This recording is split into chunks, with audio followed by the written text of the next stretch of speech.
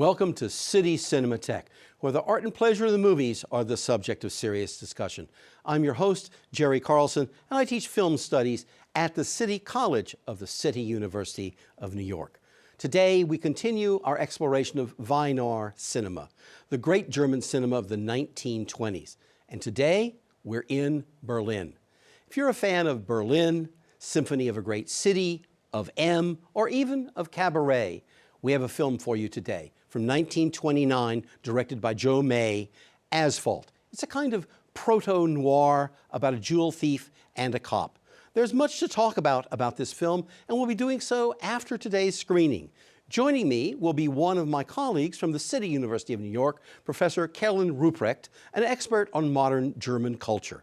So now, take a trip to Berlin in the late 1920s in Asphalt. Welcome back to City Cinematheque. Quite a last minute or so in that film, quite a dramatic ending in a film that's extraordinarily rich in many, many ways. Its portrayal of Berlin, of the epoch, the quality of the acting and the directing, extraordinary. There's a lot to talk about, and it's a pleasure to have here on City Cinematheque one of my colleagues from the university, Professor Carolyn Rupprecht, who is a professor of comparative literature at Queens College and here at the Graduate Center of the City University of New York. She's a noted expert on modern German culture and also works in Francophone literatures and cinema. Welcome to City Cinematheque, Carolyn. Hi, Jerry. Thanks for having me. It's great to be here. Great, great. A pleasure. So let's just start with, again, what I'm going to call a wide lens. Let's begin with situating this film in Weimar and what this film is about in trying to portray some of the things that were Weimar. Mm-hmm. Yeah, first of all, everybody who is familiar with German history realizes that Weimar was an incredible, wonderful new beginning of democracy that had been long in the making. It was belated because Germany did not become a nation until 1875, and then World War I was leading to the end of the Emperor Wilhelm, and then there was a democracy, right, which is a wonderful, amazing moment in history. And we see both the explosion of the arts and new beginnings. And then we also see the remnants of the Victorian times of the Prussian regime, the rigidity of that. And then, of course, everyone knows German history. It's shortly before Hitler comes into power, and that then ends the Weimar period. Right. It's a extraordinary period of about 15 years, mm-hmm. And it's a period of which we could say it's a truly experimental period in every way. It's the first experience of democracy, but with that opens the doors for any number of things, of behavior, of creation, mm-hmm. in the arts, of exploration, of various forms of governance under democracy, because this is a time of great political conflict, internal to the country. But it's also a moment very much of the rise of Berlin as one of the great cities of the world, which is not to say it's not been an important European city before, but it becomes this kind of magnet for people in that era. Yes, definitely. And the film shows Berlin as cosmopolitan, as international. You have many references to, let's say, Galerie Lafayette, which is a French department store. You have industries that are crossing over. Modernity has arrived, and it's urban. It's like New York in many ways. People are looking towards new technology, and there is that atmosphere of excitement in the city of Berlin. And there's also, the film is called Asphalt, that people think of it as a cover above, but it's also the underground, what's right under the pavement, right? And the whole atmosphere of transgression, of you know, seedy, dark, underground, you know, bars, etc. So, Well, it's only a year or so Yeah. after this that one of the key early sound films, and one of the greatest of the early sound films, Fritz Lang's M, it takes, you know, Yeah. very much as its subject. And some of the previous Lang films are also about this double face to German modernity, that underneath the surface is all this. This is, of course, a film that has like a number of other Weimar films, has a female protagonist. Well, it's a male protagonist, but a very important female protagonist. And she is very much a modern woman. And I have to say, this is very much a film infused with the new erotic possibilities of a place like Berlin. So before we go on to talk about this in the film itself, talk a little bit about, I'll put it as bluntly as possible, sex in Berlin, or sex in German society, and this notion of the Weimar Germany as an era of new concepts over sexuality. Right. First of all, we all know Freud, who began exploring sexuality, and people don't usually know that, but the whole sexual science, late 19th century school of exploring gender roles and sexuality in ways that are more fluid, more it isn't just all about the Oedipal complex. Magnus Hirschfeld, the Institute for Sexual Science, was the first gay rights activist. And Berlin was very much about, as you mentioned, the flapper or the new woman, about gender switching and taking on new roles. And I would say that that was a liberation from, Victorian times. So. Let's go with our female protagonist for a while, and then we'll go to our male protagonist, because obviously this is a film that has a key romance in it. But let's talk a little bit about this jewel thief as a modern Berlin woman, and how she's not just she begins as an incredibly skilled, thief, but there is a character arc of great significance in this film for her. So let's talk about her a little bit, and the changing roles of women in Weimar Germany, and as portrayed in this film. Right, and I love Betty Amann's performance, because there's also a lot of irony in here. And I have to preface this, when she comes on the scene, there's another preceding scene where there's a blonde woman driving a car, and she has an accident, and he's the traffic cop who basically smiles and lets her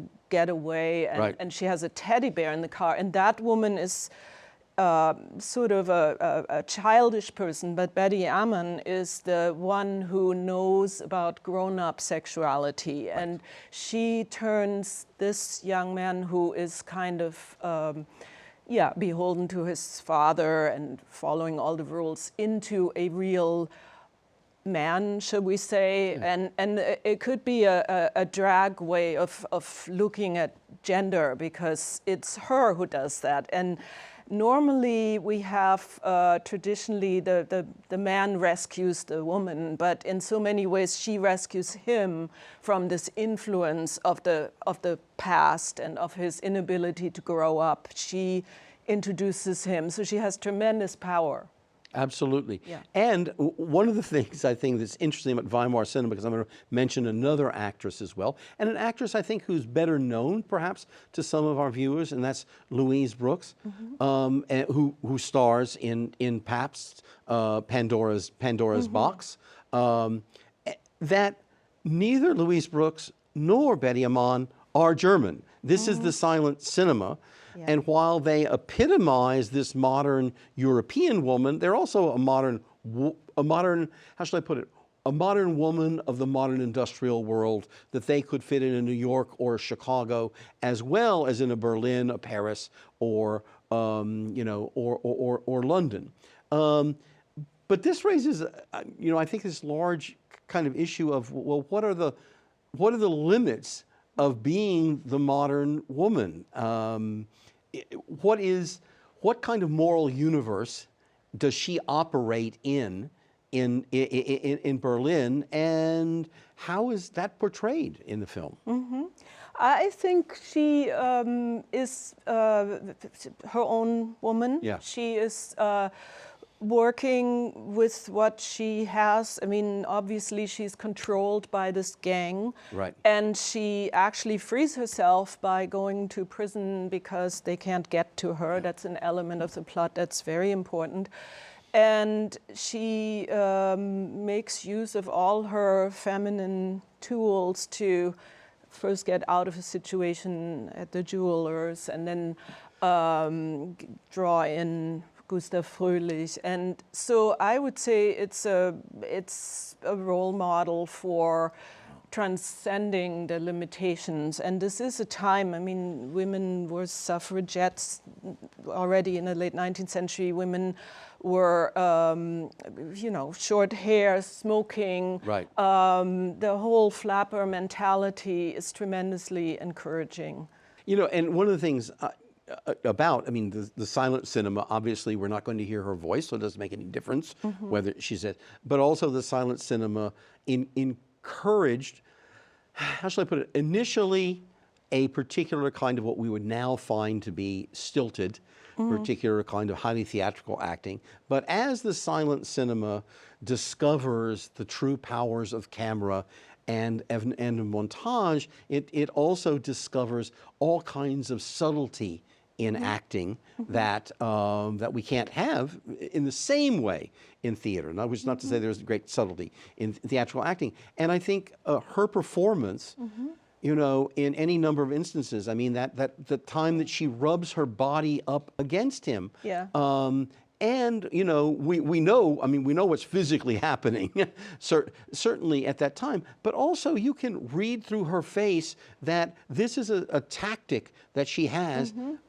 But the subtlety of her acting is such that the tactic is actually going a little bit wrong, in the sense that, well, wait a minute, I'm just supposed to get something, but something else is happening. Yeah. Something else is happening here.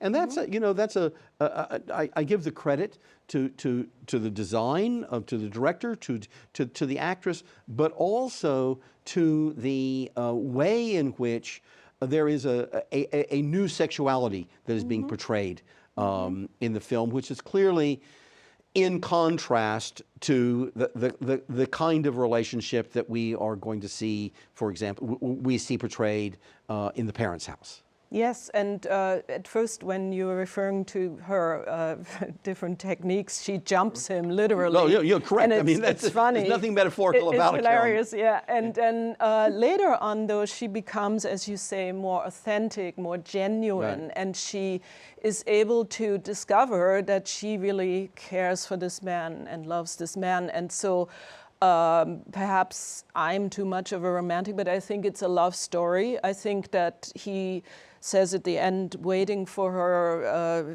when she comes out of prison, that they will have a relationship. Doesn't mean it's marriage, but it could be.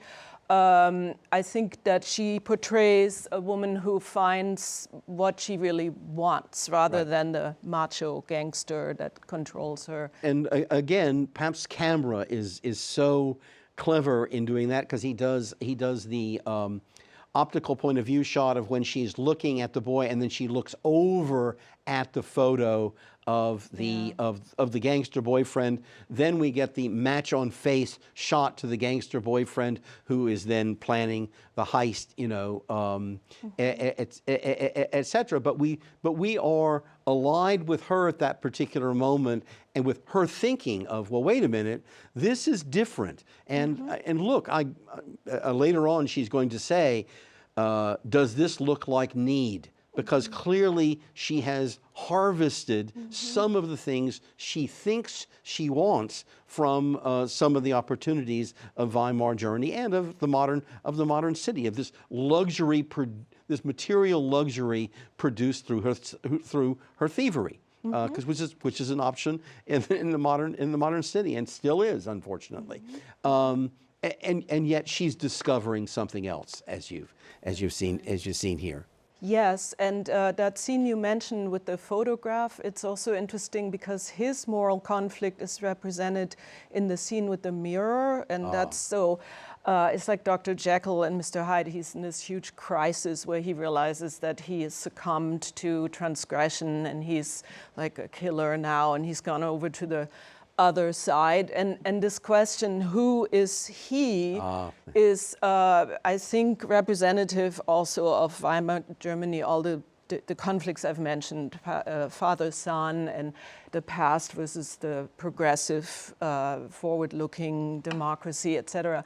I don't want to overread that, but I think this conflict he is in is one that she's capable of pulling him out of by what she does, just as you describe. Well, but what we see very, very early on, when the son, who's still living with his parents, you know, is that he in many ways he's being treated as the very good grown-up boy, and he has been put on a very particular path, which we will find out much later in the film. We know that this late middle-aged man, whoever the father is sitting there, and that he has a great level of this kind of petty bourgeois comfort in the apartment.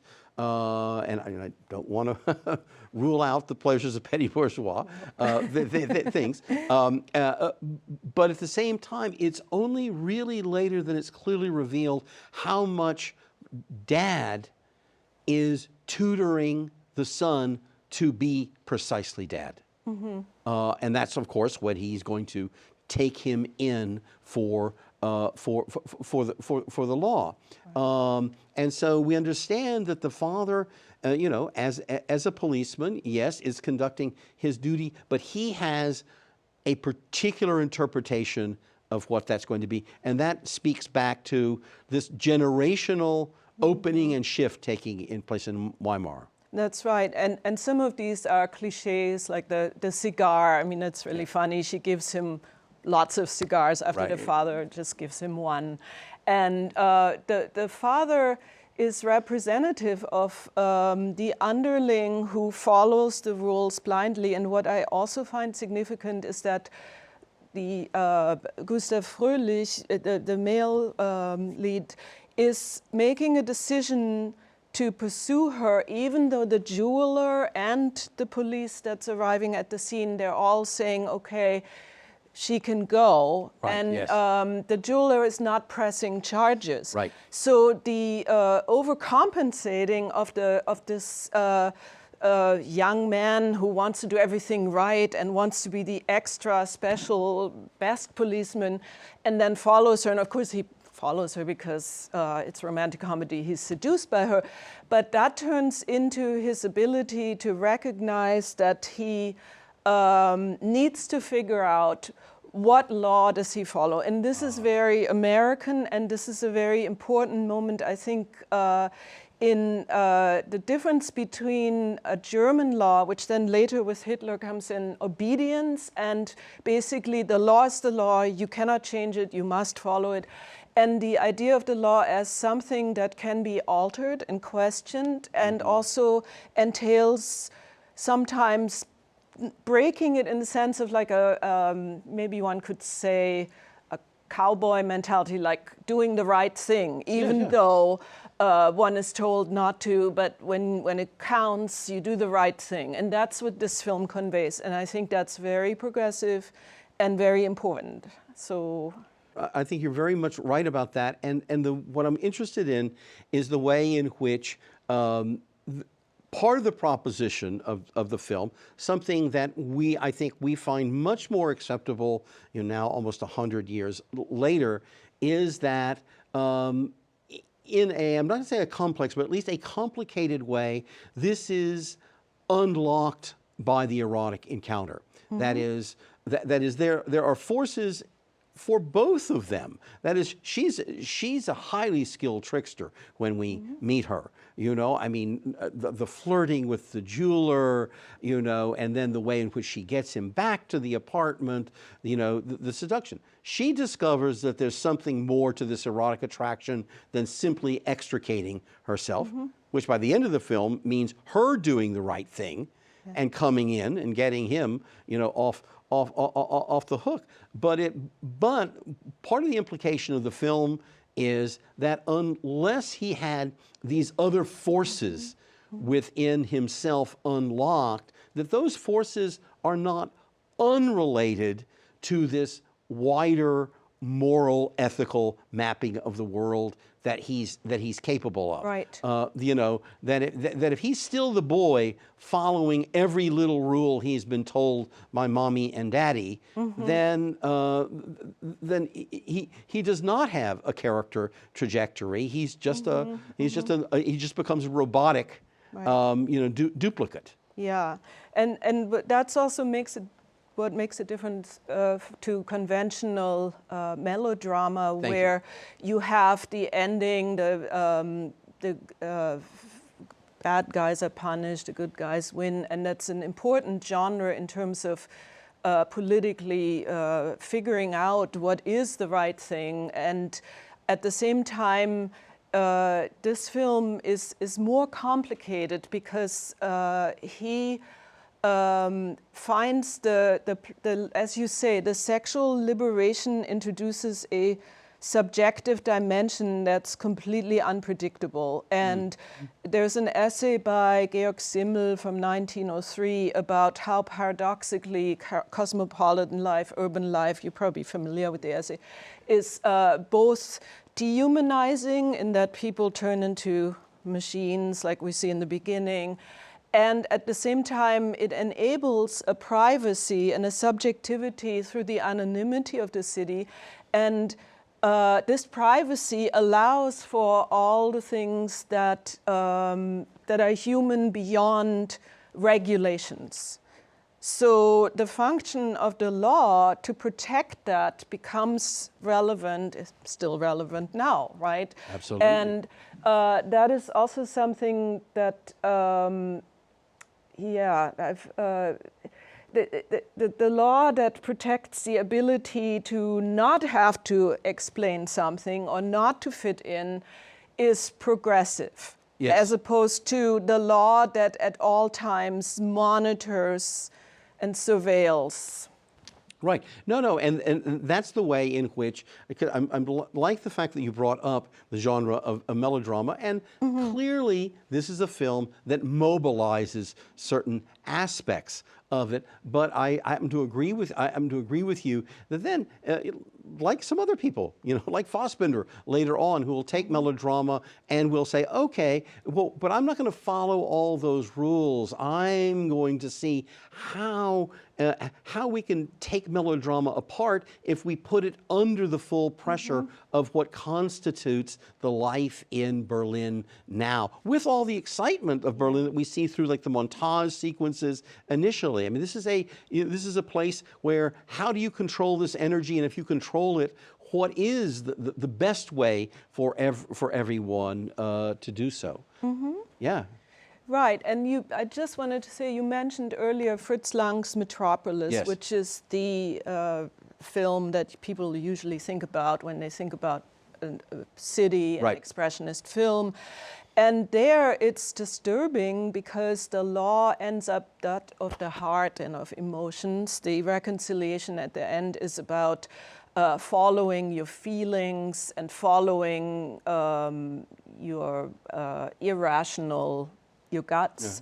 And that's how, at least many people have observed how Hitler's, the theatricality, what he generated was about tapping into emotional desire for power, for glory, whatever. And this film, it doesn't put the lid on that. It just says another law or legality emerges by confronting or looking at, you know, all this excluded areas in human social life that are now possible because it's modern.